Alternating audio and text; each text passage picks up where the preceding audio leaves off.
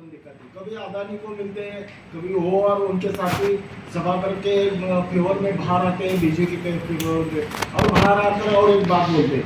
ऐसे दोगलापन शरद पवार से साथ विपक्ष मिलकर एक नई रणनीति की जा रही है, ऐसा लंबे समय तक चलेगा ये पवार की रणनीति? आप जैसे इसकी पवार की रणनीति? हाँ, अरे इतने लंबे से चला कि नहीं, इतने साल तक चला कि नहीं? नहीं, मैं क्या बोल रहा हूँ, अदानी को भी मिलते हैं, अदानी को भी मिलते हैं, कृषि विधेयक पर वो संसद से बाहर भी आते हैं, वो भी और उनके साथी भी, और बाहर आकर विपक्ष की एकजुट की भाषा करते हैं। देखिए सवाल राजनीति की है, कौन किसको मिलता नहीं है, किस मुद्दे पर आपका क्या है रुझान।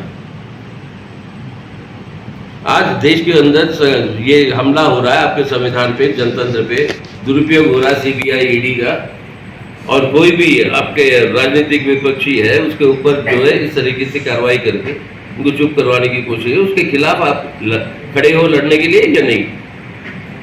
अब कौन किसको मिला, कौन सा रंग का शर्ट पहना, ये नहीं है हमारी चिंता। हमारी चिंता है मुद्दों पर कहाँ पर खड़े हैं, मुद्दा और विचारधारा, मुद्दा और विचारधारा पर, विचारधारा के आधार पर ही तो मुद्दों पर कहाँ खड़े हैं वो निर्धारित होता ना। ऐसे दिखते हैं पवार साहब आपको? हाँ, ऐसे दिखते हैं विचारधारा की? अरे इतने साल कहाँ थे वो? कहाँ थे मुझे बताइए, कहाँ थे पवार? सवाल आप पूछ रहे हो ना? हाँ, मैंने पूछ रहा हूँ। नहीं, आप बोले ना कहाँ थे। अबे तय कर लो, सवाल कौन पूछ रहा, आप या मैं? मैं पूछ रहा हूँ। आप पूछ रहे हो ना। तो इतने साल पवार साहब की राजनीति कहाँ खड़ी है? उनको कहने का यह है मतलब कि शरद का है, मतलब वही कहने का है, उनकी जन्मवादी अधिकार है वो ख्याल रखने के लिए, हम उसकी पूरी समर्थन करते हैं, उनके अधिकार का ख्याल कर रहे हैं, उनके अधिकार का पूरी समर्थन। और ये हम समझते हैं जो बैठक बुला म्यूनसिपल इलेक्शन में आया, वही बोल रहा हूँ, वहाँ पे भी आए मोदी के जैसा चेहरा आपके पास देखिए जितनी राजनीति में हम भी गुजरे थे, एक जमाना ये भी था, वाजपेयी का मुकाबला कौन था कि नहीं? Shining India, feel good factor, Vajpayee को ये आना है, अब उसको कोई टक्कर नहीं है। क्या हुआ? 10 साल मनमोहन सिंह साहब थे प्रधानमंत्री की नहीं, है ना? तो सवाल वो नहीं है लोगों के साथ। अच्छा, सवाल ये है कि उनकी खुद की जिंदगी कैसे बेहतर होगी या उसकी रक्षा कैसे होगी, और लोग उस हिसाब से वोट डालेंगे, किसी के चेहरे को देख के नहीं या किसी की बारे को देख के नहीं, क्योंकि उस जमाने में वाजपेयी साहब से ऊंचा कोई था नहीं देश में, नेता। 2004 की बात कर रहा हूँ, तो अबे तब तो यही था ना सवाल, कौन है टक्कर, अब कौन है मुकाबला? आज बुरी हालत हो गई उस वक्त की विरोधी दुरुपयोग आज जो हो रहा है ये सरकारी संस्थाओं का, वो दुरुपयोग का हालत ये पहली बार देखे, उस समय नहीं था। उस समय नहीं था, बात बिल्कुल सही है। और उस दुरुपयोग करते हुए विपक्षी पार्टियों के ऊपर दबाव जो डालकर उनको चुप करवाने का जो कोशिश चल रहा है, क्योंकि आज देखिए नया रिवाज शुरू हो गया देश में, चुनाव कोई भी जीते भाजपा सरकार बनाएगी, अब यही हो गया। अब ये है देश का जनतंत्र, मोदी साहब के चलते हुए उनके नेतृत्व में। अब बोलिए, हम पार्लियामेंट में थे उस समय, किसी से कोई सलाह मशवरा नहीं हुआ, वो खुद निर्णय ले लिए। पार्लियामेंट का मतलब क्या है? कानून बनाना, बहस करना, आम लोगों की समस्याओं के बारे में चर्चा करके कुछ राहत दिलाने की कोशिश करना। अब पिछले 9 सालों में इनका रिकॉर्ड क्या है?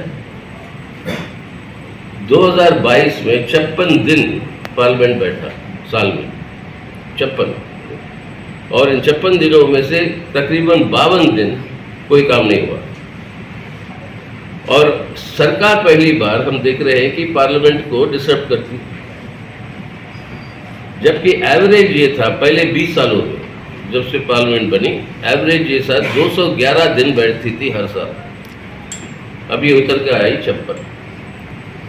पार्लियामेंट के अंदर कानून बनाने का एक प्रक्रिया होता था, पार्लियामेंट्री कमेटियां होती, हम खुद एक कमेटी के चेयरमैन रहे तकरीबन 10 साल, और वो कमेटियों के अंदर हर जो विधायक जो पार्लियामेंट के अंदर पेश होता है, वो अपने अपने रेलेवेंट कंसर्न कमेटीज के अंदर उसके बारे में विश्लेषण होती है, चर्चा होती है, स्टेक होल्डर्स को बुलाया जाता है, अगर मीडिया पॉलिसी के बारे में कोई नई कानून है तो आप लोगों को बुलाया जाता है, आपकी बात सुनते हैं, लेकिन ये प्रक्रिया पूरा बंद। 76% जो है विधायक मनमोहन सिंह के 10 साल हो गए, ये पार्लियामेंट्री कमेटियां में गई। अब मोदी साहब के चलते हुए 13% जो है इन कमेटियों में गए। बजट पास हो जाता है, आपके ये क्या खेती की कानून पास हो जाते हैं, लेबर कोड्स पास हो जाते हैं बिना कोई बहस के। 50 लाख करोड़ रुपए से ज़्यादा की अधिकार सरकार अपने हाथ में लेती है बजट के नाम पे।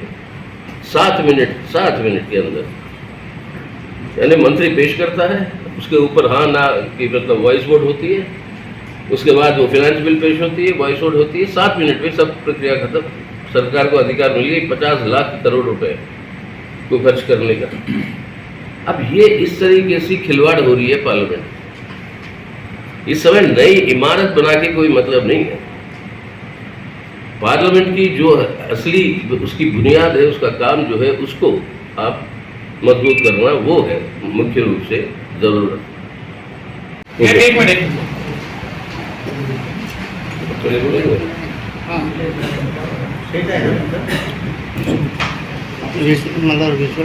सबको नमस्कार।